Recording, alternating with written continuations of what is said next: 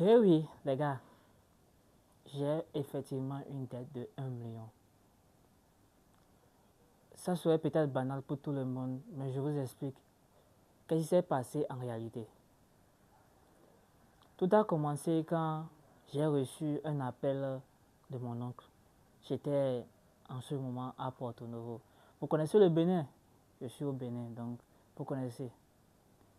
Donc j'étais à Porto Novo quand mon oncle m'a appelé, il m'a dit: Hey bro, tu es où? Tu fais quoi là-bas? Et je lui ai dit: en réalité, je suis sur un chantier, je suis en train de travailler, mais le travail, ils ont coupé le travail. C'est-à-dire, le chantier, quand vous travaillez sur les chantiers, souvent, euh, on vous, souvent il y a des moments où il n'y a pas de boulot en fait. Et je lui ai dit: je suis dans un moment de pause, dans un moment où, euh, voilà, je serai vraiment en galère. Il a dit: ok, j'ai un business qui se trouve à Cotonou, tu peux venir là-bas. Je lui ai dit: ah, j'ai déjà économisé une petite somme, donc du coup, si je peux venir travailler et ajouter cette petite somme à ce que j'avais économisé 100 000. Donc, si j'avais, si je pouvais travailler pour lui et ajouter une petite somme avec les 100 000, je pourrais démarrer une petite activité avec. J'ai pris immédiatement, hein, disons, dans 2 jours, j'ai fait mes bagages et je suis venu à Cotonou. J'ai commencé par faire la cabine. Cabine téléphonique, dépôt, retrait, tout ça, voilà. Du coup, qu'est-ce qui se passe?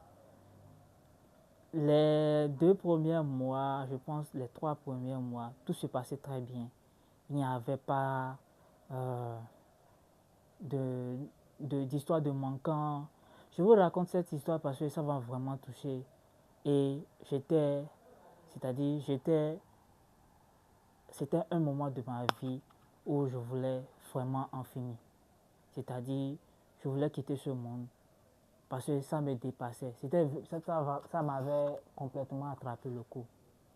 Donc du coup, j'aimerais exposer cette histoire aux yeux de tout le monde afin que si ça vous, si vous rencontrez ce genre de situation un jour dans votre vie, vous pouvez savoir qu'il y a encore, même si ce n'est pas encore fait pour moi, il y a encore un petit espoir, d'accord, qui pourra vous aider à, à succomber à cela.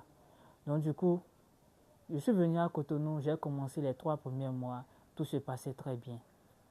Tout se passait très bien.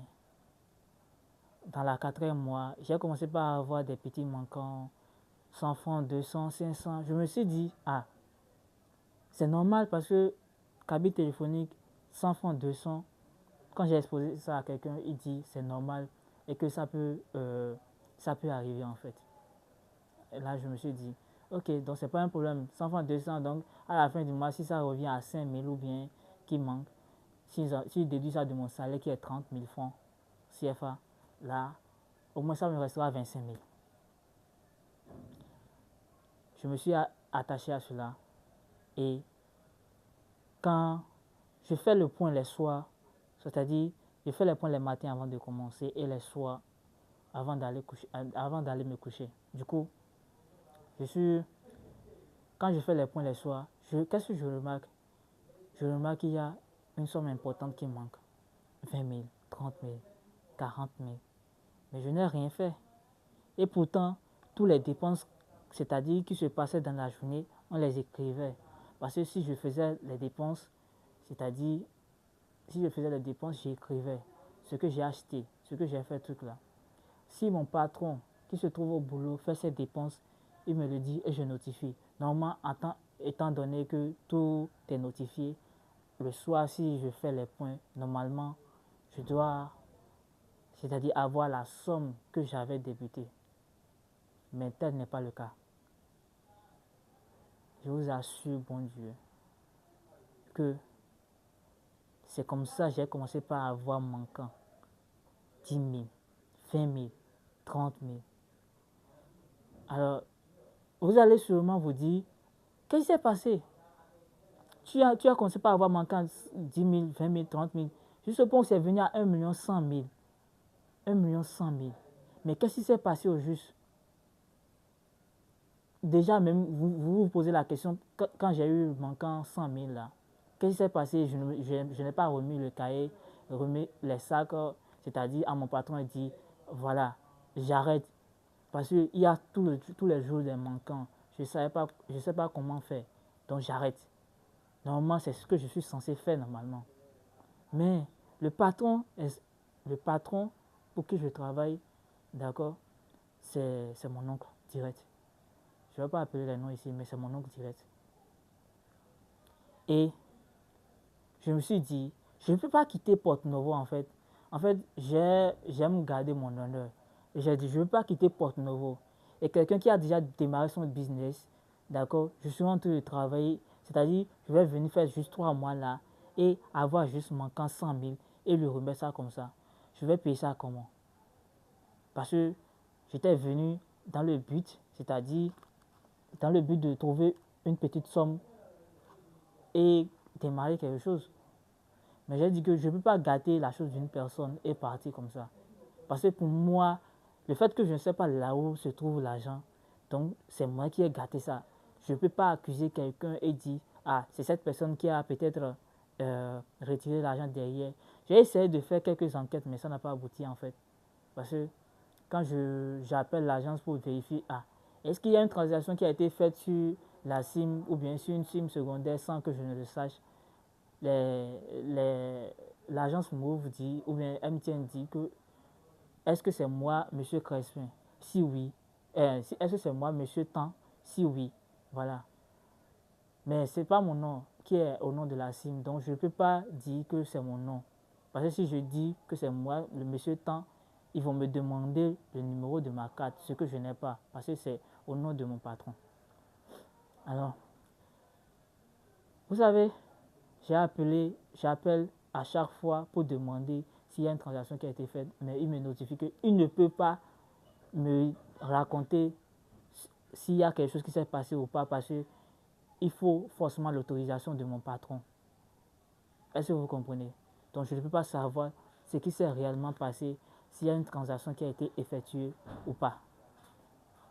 Voici comment je me suis fait endetter jusqu'à ce point. Et quand même je suis venu, je me suis endetté jusqu'à un minimum de 200 000 francs. Je me suis dit, ah, comment je vais faire?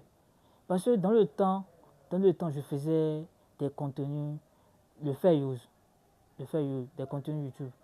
Et je prenais des contenus d'autres, je retravaillais pour pouvoir poster et gagner quelque chose. Dès que cette somme vient, 100 000, 200 000 vient, j'essaie de combler le vide. Mais avant que je comble le vide, il y a encore un gros fossé qui se fait encore là. À chaque fois. Dans le temps, je créais des comptes TikTok monétisés. Parce que dans le temps, je pense, d'ici 2 ans, les comptes TikTok monétisés, c'était frais. Donc, je faisais des comptes. Et puis, je travaillais. Je faisais des contenus sur ça pour vite atteindre 10 000 abonnés, 100 000 abonnés.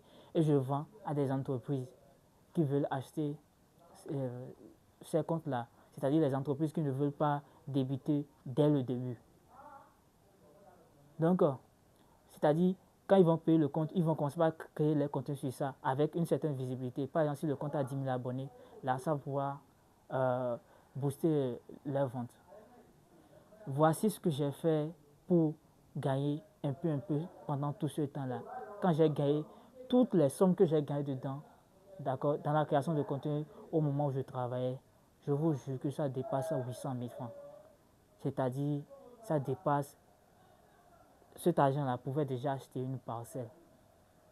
Mais quand je gagnais 100 000, 50 000, quand je vendais les comptes 100 000, 50 000, je mettais ça dans la cabine pour pouvoir fermer le fossé et remettre le sac et dire, franchement, le truc, ça a vraiment beaucoup de dépenses, je ne peux pas faire ce truc là. C'est-à-dire, ça a je trouve beaucoup de dettes, quoi. Donc, je ne peux pas continuer. Mais, figurez-vous que quand je dis ça, et chaque fois que je fais, c'est-à-dire, quand je ferme le trou, il va rester peut-être 100 000, 50 000 pour que je puisse fermer le reste. Donc, le temps que je vais trouver les 50 000, il y a encore un gros fossé qui se creuse encore, 200 000 de manquants. Mais, comment cela s'est passé? Tout ce que je vous dis, c'est vraiment confidentiel, mais j'aimerais exposer ça aux yeux du monde, afin que tout le monde puisse comprendre. S'il y a quelque chose qui vous arrive et que vous ne savez pas comment faire, vous vous dites, ne dites jamais que ah, c'est pour quelqu'un et que non, et il faut que je repasse avec. Non, s'il y a un souci qui se pose en même temps, dites non, je ne peux pas faire, j'ai eu manquant, je vais vous payer et vous allez signer un contrat et tu vas le payer, c'est-à-dire le peu d'argent parce que tu peux trouver facilement. C'est ce que j'ai fait, je suis en train de payer jusqu'à présent. Je suis en train de payer cette somme-là jusqu'à présent, 1,1 million. Au moment où ça m'avait arrivé au cours, j'ai appelé ma maman, j'ai dit, ah, ça ne va pas. J'ai commencé par pleurer. J'ai pleuré toutes les larmes de mes yeux. J'ai pleuré toutes les larmes de mes yeux. Ce qui était venu dans ma tête, c'était vraiment d'en finir, quoi. Si j'en finissais, d'accord, si j'en finissais, c'est fini. C'est-à-dire, maintenant, qui va payer cette dette-là, vraiment, si j'en finissais avec moi? Donc, je me suis dit, c'est pas vraiment la bonne solution. Mais en ce moment, j'étais vraiment à court. C'est-à-dire, j'étais vraiment à bout, quoi. Complètement. Je me suis dit, je n'ai plus envie de vivre, en fait. Quel âge j'ai maintenant? Quel âge j'ai? En ce moment, j'avais quelque chose de 22 ans. Quel âge j'ai en ce moment? Et je dois déjà 1,1 million à quelqu'un que je dois rembourser immédiatement. Parce que, figurez-vous que c'est mon oncle, mais il m'a dit, tu vas répondre devant les autorités. Cette fois-là, je ne vais jamais l'oublier. C'était un long test, mais c'est cette partie-là qui m'a vraiment marqué.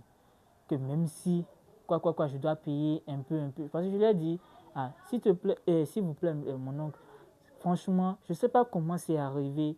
Il y a vraiment des manquants. Je ne savais pas comment lui dire. Sinon, j'allais déjà lui dire depuis quand j'ai eu manquant de 100 000. Jusqu'à, c'est venu à 100 000.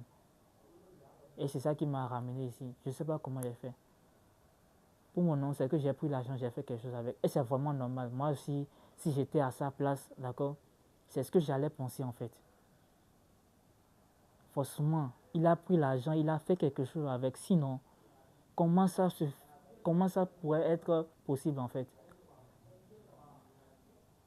Mais je me Dieu devant, je vous dis que cet argent, je n'ai pas pris cet argent pour faire quelque chose avec cet argent qui manquait là.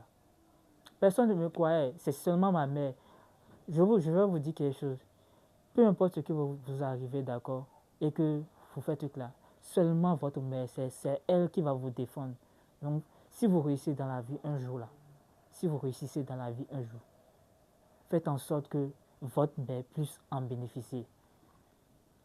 Est-ce que vous comprenez? Si vous réussissez un jour, faites en sorte que votre mère, c'est-à-dire, parce que c'est votre mère qui peut vous croire. Peu importe ce que vous avez dit, c'est votre mère qui peut vous croire. Hein? Ce jour-là, c'est ma mère seule qui m'a cru, parce que personne d'autre ne croyait. Pour moi, c'est que j'ai vraiment arnaqué mon oncle. J'ai pris son argent, j'ai fait quelque chose avec. Tel n'est pas le cas. Dieu même est témoin de ça. Il se fut des jours où je me dis, ah, si le problème vient de moi-même, alors il y a forcément une solution. Si le problème vient de moi-même, là je le saurai en même temps. Mon oncle avait recruté une fille, une jeune fille, je vais taire un peu le nom. Et cette fille-là, elle est venue dans le but de la former, quoi. Mon oncle a dit, forme-la afin qu'il puisse rester dans la deuxième cabine. Alors, j'ai formé la fille pendant un bon moment. Jusqu'au point où elle maîtrise tout. Vous voyez. Jusqu'au point où elle a commencé par vendre même dans la seconde cabine. Elle n'a pas eu de manquant. Elle n'a jamais eu de manquant parce que, je ne sais pas, elle fait bien les choses. Donc, je me suis dit, si elle n'a jamais eu de manquant, alors, un jour, j'ai comme si on a sacrifié un jour de week-end où elle se reposait. Parce que, en tant que travailleur avec, c'est-à-dire si tu travailles pour quelqu'un, tu as forcément un jour de repos. Alors, qu'est-ce que je lui ai dit? Je lui ai suggéré, s'il te plaît, peux-tu m'aider? Elle a accepté. Elle a dit oui. Elle est venue le jour où elle se repose en fait. Elle est venue dans ma cabine à moi parce qu'on n'a pas pris les mêmes jours. Donc, en ce moment, je travaillais et je lui ai dit, franchement, il y a vraiment de manquants qui, vraiment, je ne sais pas où l'argent passe en fait. Ce qu'on va faire, je veux que tu m'aides. On va commencer dès le début. C'était un matin, elle est déjà venue, donc on a fait le point. C'est elle-même qui a compté, j'ai remis tout l'argent. Elle a compté, elle a vu une somme donnée totale. Et on a commencé par vendre. Je n'ai pas touché à quelque chose, c'est elle-même qui vendait tout cela, tout cela. Figurez-vous que le soir, quand on voulait faire le point, il manquait. Il manquait quelque chose de 20 000, 30 000. Oui, je pense. 20 000, 30 000, si je me souviens. Très bien. Et là, c'est là que j'ai su que vraiment le problème ne venait pas de moi. Si ça venait de moi, normalement la fille ne devait pas avoir manquant.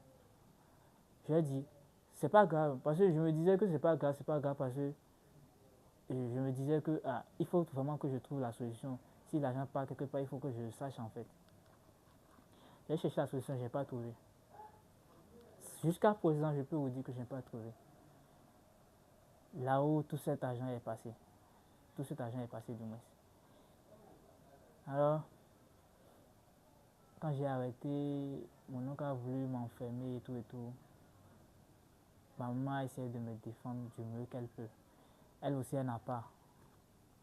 Elle n'a pas. Elle n'a pas cet argent-là. Alors, quand je faisais les comptes TikTok, je vendais des comptes. Quand je vends une chaîne YouTube, je lui remets. Quand je vends un compte TikTok, je lui remets. Tout cet argent-là est en train de faire 360 000 aujourd'hui, dans les 1 100 000. Il me reste un peu. Moi, je me dis que c'est un peu qui reste parce que je vais finir de payer bientôt par la grâce de Dieu. J'ai mis tout ça dans la main de Dieu parce que ça lui peut m'aider. Je pense que la semaine dernière, mon oncle m'avait écrit, il m'a dit qu'il restait combien tout ça là. Je lui ai dit qu'il restait 700 quelque chose. Et il a dit que si ce que je fais là, si c'est bien et que ça va, c'est-à-dire si c'est correct avec ma conscience, que de continuer. Mais dès qu'il va vraiment se fâcher là, que personne ne sera content. C'est-à-dire tous mes membres de ma famille quoi. Le mot était vraiment blessant, mais je me suis dit, c'est normal en fait.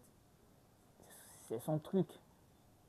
C'est son truc. Il m'a même dit une phrase qui m'a choqué. Il a dit, si je me souviens bien, c'est à cause de toi où je suis là où je suis actuellement. C'est-à-dire c'est moi qui l'ai ruiné. Cette phrase, je pense, ça m'a fait un peu couler les larmes parce que je suis quelqu'un, vous allez voir la manière dont je parle, je suis quelqu'un de très honnête. Je ne sais pas qu'un jour je vais me faire pleurer une personne. Côté amour possible, mais côté dans la vraie vie, je ne savais pas que je pouvais blesser une personne à ce point. Puis encore, c'est mon oncle. Quand je raconte cette histoire, j'ai envie de couler les larmes, mais j'essaie de retenir parce que j'ai déjà coulé toutes les larmes du monde le jour où j'ai arrêté en fait. Alors, qu'est-ce que j'ai fait la semaine dernière maintenant? Je suis allé, mon oncle dispose d'un petit coin de bar où il vend les boissons et tout là. Donc du coup, la fille où elle a recruté une fille là. La fille aussi fait des cartes. Je lui ai dit, prends une carte là et puis notifie-moi mon nom. Et mets 20 000 par jour. Là, dès que je vais payer 20 000 par jour pendant 30 jours, ça fera quelque chose de 600 000. Je ne sais pas si vous voyez. Et j'ai pratiquement payé toute la somme. Je peux vous assurer que ce que je suis en train de dire ici, j'essaie de rire pour ne pas aussi vous faire pleurer quoi. Je suis dedans, comme ça. Je, je vous ai exposé tout le problème, c'est-à-dire tout vraiment ce qui s'est passé. Je ne vais pas couper la vidéo, même si j'ai fait des erreurs de frappe, les mots. En tout cas, je ne comprends pas bien français, mais j'essaye quand même. Donc, et aussi, je vais vous montrer, j'ai un diplôme, j'ai un diplôme, c'est au mur là. Voilà, c'est ça. Le diplôme, c'est ça qui est au mur là. J'ai appris génie électrique, informatique et réseau. Donc, vous voyez, euh, dans ce métier que j'ai, disons, ce que j'ai appris de ce métier, donc, si tu n'as pas de relation, si tu n'as pas de relation, tu ne peux pas t'en sortir. Dès que j'ai eu mon diplôme, j'ai soutenu dans la formation. Sûrement, vous connaissez, c'est TCI Bénin. Vous connaissez TCI Bénin, non? Donc, ils apprennent beaucoup de trucs aux personnes, 100% pratique. Voilà.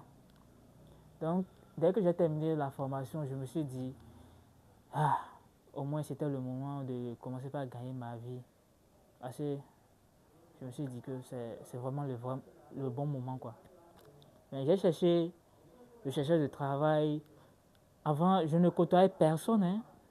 Je suis du genre, je reste dans mon coin. Mais j'étais obligé de faire ami avec tout le monde. Même malgré que j'avais honte, j'allais dans les boutiques, je disais, ah, j'ai appris tel métier, s'il vous plaît. Surtout les boutiques où on vend Canal+, les antennes paraboliques. Ah, s'il vous plaît, si quelqu'un veut acheter, c'est-à-dire si quelqu'un veut installer son antenne parabolique, alors voici mon numéro. J'ai fait des petits cartes parce que j'avais appris aussi l'informatique dans mon travail là. Des cartes d'invitation. Donc, ou mettre mes contacts. Donc, si vous achetez un antenne, vous voulez chercher quelqu'un pour faire ce truc là, contactez-moi. Pour installer votre antenne, contactez-moi. Le mal dans ce métier, c'est quoi? C'est que si tu n'avais pas de relation, les gens qui achètent les antennes paraboliques là, ils appellent leur propre technicien parce qu'ils se disent, un technicien qui est dit, si j'appelle, désolé, j'ai parlé le fond là, si j'appelle mon technicien, d'accord, il pourra me faire ça moins cher. Moins cher. Du coup, quand nous on va, et c'est pour un travail peut-être de 5000 francs, ils vont dire c'est 3000 qu'ils ont. Si on ne veut pas la deux parties. Mais on a faim. C'est vrai qu'il ne faut pas se vendre moins cher, mais il faut quand même débuter quelque part. Je faisais ça, mais ça ne m'avait pas fait truc là. Parce que lorsque je faisais ça, j'étais chez un oncle là. J'étais chez un oncle. Mais bon, j'avais vécu une expérience un peu pas trop bien, disons un peu médiocre, sans vouloir blesser les autres. Donc, ça fait que je me suis dit, jamais, il faut que je me prenne en main. Donc, j'ai commencé par faire les contenus. Je faisais des contenus de fair use, je postais sur TikTok, sur YouTube. Donc, c'est ça qui m'a permis de rembourser jusqu'à ce point-là.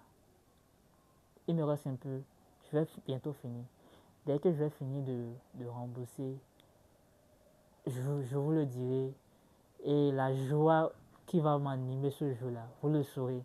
Parce que je vais célébrer ce jour-là comme si j'avais vaincu et le mal qui m'avait arrivé.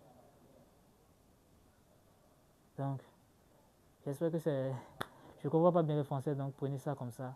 Et merci de m'avoir écouté. Si vous avez écouté cette vidéo du début jusqu'à la fin, ça vous a touché comme je viens de le dire.